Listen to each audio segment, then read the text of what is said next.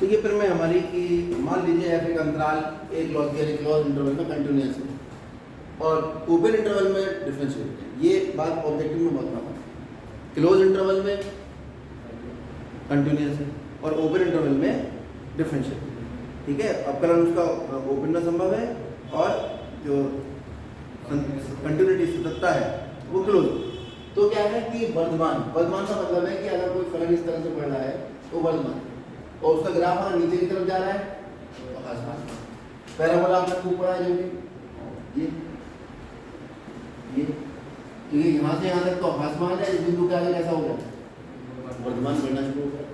इसका जो कंसेप्ट है वो ये है कि कोई भी वक्र जिसका हम अध्ययन कर रहे हैं, हर चीज़ दुनिया को वक्र ही बनाती है, चलती है तो कोई ना कोई रास्ता तो अपनाएगी।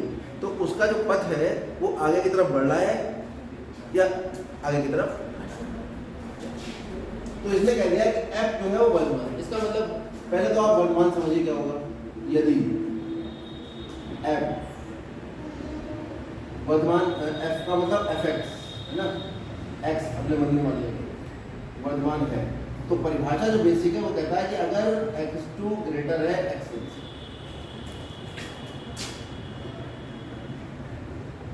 ये एग्जाम्पल ले लेते हैं, यहाँ x1 ले लो और यहाँ x2। अगर x2 बड़ा है x1 से, उस केस में ये जो मान आता है, ये जो लंबाई ऊंचाई आई, ये fx2 आती है, पता है आपको। ये बिंदु अगर x है तो ये ऊंचाई fx है, मैंने पहले भी कई बार समझाया।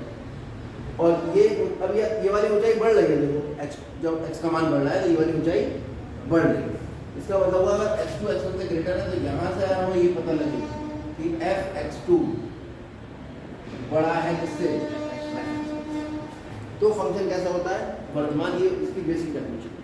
तो इसी को लेके चलते हैं कि fx2 बड़ा है fx1 से इफ x1 जो है x2 जो है वो बड़ा है किससे, x2। डेरिवेटिव की डेफिनेशन, यदि x1, x2 बिलोंग करते हैं किसे, ओपन इंटरवल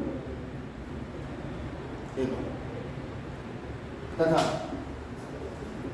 C जो है वो एक ऐसा बिंदु है, C लाइज बिटवीन x1 और x2। C का जो मान है वो x1 और x2 के बीच में कोई है। इस C पर अगर मैं एक अवकलन ज्ञात करने की कोशिश करूँ, डेरिवेटिव ज्ञात करने की कोशिश करूँ एट दिस, ठीक है, तो क्या आएगा, fx2 minus fx1 divided by x2 minus x1, y में परिवर्तन बटे x में परिवर्तन। ठीक है, तो यहाँ से मैं इसको लिख सकता हूँ fx2 माइनस fx1, ये बराबर हो गया f' into x2 minus x1। ठीक है, C अगर एक शॉर्ट इंटरवल में लाई कर रहा है तो जो डेरिवेटिव है C पर वो तो बेसिकली तो यही होता है ना, y के मान में परिवर्तन बटे x के मान में परिवर्तन। y बराबर होता है fx, x अपना अलग होता है और y को fx कहते हैं। तो fx के मान में परिवर्तन, fx के मान में परिवर्तन क्या होगा, fx2 माइनस fx1, और x के मान में परिवर्तन क्या होगा, x2 माइनस x1। ये हो जाएगा डेरिवेटिव C पर। ठीक है, ये x1 x2 दोनों बहुत स्मॉल है, C के आसपास ही, C इनके बीच में है, जस्ट बीच में। ठीक, तो अब क्योंकि fx2 माइनस fx1, क्योंकि fx2 ग्रेटर है किससे, fx1 से, ये वाली बात तो हमें गिवन, तो ऐसे गिवन हो गई ना कि fx2 f1 से ग्रेटर है। क्यों हुआ ये बात, क्योंकि फंक्शन कैसा है वर्धमान, फंक्शन वर्धमान है तो x के मान बढ़ने पर y का मान भी बढ़ेगा। तो यानी fx2 माइनस fx1 या fx2 ग्रेटर होगा fx1 से, यानी fx2 minus fx1 zero greater हो जाएगा किससे, जीरो। अब इसकी वैल्यू है कितनी, fx2 माइनस fx1 की f' into x2 minus x1। और ये तो कंफर्म है कि x2 जब मैं ग्रेटर लेके चल रहा हूँ x1 से, लेकर ही चल रहा हूँ, बराबर का निशान तो लगा नहीं, तो ये हमेशा पॉजिटिव क्वांटिटी होगी, और ये पॉजिटिव है तो जीरो में चली जाएगी। क्या निशान बनाया, अभी तक हम वर्तमान फंक्शन की पहचान बेसिक डेफिनेशन ये वाली थी ये x2 का मान बड़ा है x1 से, तो fx2 का मान बड़ा होगा fx1 से, ठीक। लेकिन हम कहाँ तक fx1 और fx2 निकालें? तो एक ये नया रिजल्ट निकलता रहा कि किसी बिंदु पर अगर फंक्शन चेक करना है कि वर्धमान है या ह्रासमान है, उसका डेरिवेटिव निकालें। वो डेरिवेटिव अगर 0 से बड़ा आ रहा है तो फंक्शन कैसा होगा? वर्धमान। ऐसे ह्रासमान करना है, ह्रासमान की क्या डेफिनेशन है? तो पहला पार्ट प्रूफ हो गया। क्या है, मैं इसको लिख देता हूँ।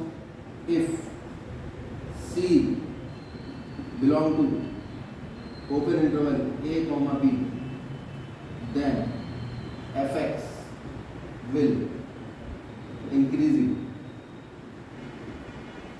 if f dash c जो है वो ग्रेटर होगा किससे? एक्चुअली यहाँ से पढ़ाई शुरू होती है, यहाँ से शुरू होती है कि डेरिवेटिव निकालो, मान निकालो, पॉजिटिव आ गया, इंक्रीजिंग, नेगेटिव आ गया, डिक्रीजिंग, बात खत्म। अब डिक्रीजिंग वाला है। इफ fx इज कैसा फंक्शन है? डिक्रीजिंग। अगर डिक्रीजिंग है तो इसका मतलब अगर x2 ग्रेटर है x1 से, x का मान में fx2 बड़ा है fx1 से, तो यहाँ से इंप्लाई होगा कि fx2 लेस हो जाएगा fx1, तभी तो डिक्रीजिंग होगा। यहाँ देखो ना कि अगर मैं इसको x2 कह दूँ और इसको x1 कह दूँ, यही रहने इधर की तरफ आ जाए। अब की बार ये x1 x2 नहीं है, ये x1 है और ये x2 नहीं, ये x1 है और ये x2, मान तो इधर की तरफ बढ़ता है। अब x2 बड़ा है x1 से, तो ये जो आ रहा है fx1 और ये है fx2, तो आप देख रहे हैं fx1 बड़ा है और fx2 छोटा। तो fx2 माइनस fx1 या fx2 छोटा हो जाएगा किससे? fx1 से, अगर फंक्शन नीचे की ओर। क्लियर हो गया?